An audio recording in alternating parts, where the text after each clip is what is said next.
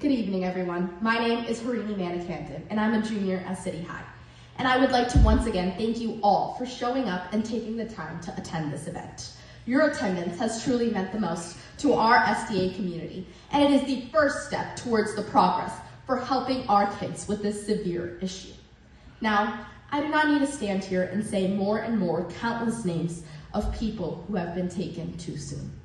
However, with the millions of people impacted by this issue, it has become far too easy to just think of them as statistics, not as people with siblings, friends, and families.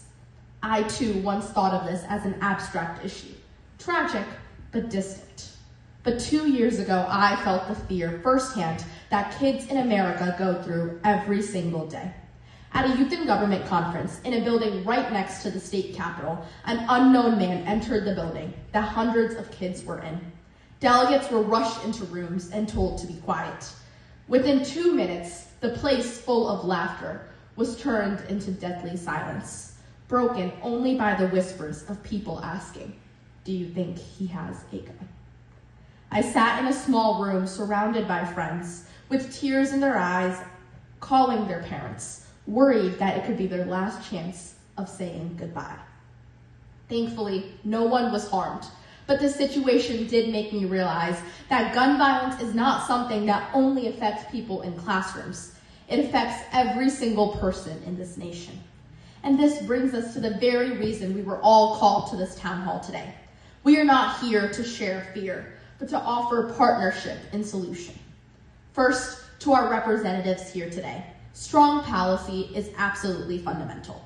The legislation passed by Governor Whitmer in 2023 is an excellent start and has been mentioned by many of these representatives here today in prior questioning.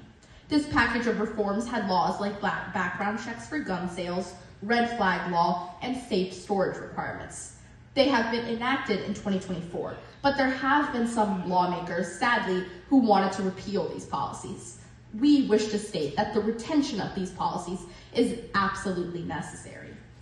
But the responsibility to solve this issue does not just fall upon these policymakers. To the other students and parents in this room, we must take prevention seriously. It is up to us students to make sure that school becomes an environment of support and acceptance. We must check in on people that become withdrawn and isolated, and creating a world where kids don't have to reach out for a weapon. So let this town hall be the beginning of a newfound partnership where students, parents, and leaders stand together for a safer future. And with that, let me ask the next question of the night. Michigan now has tools like extreme risk protection orders.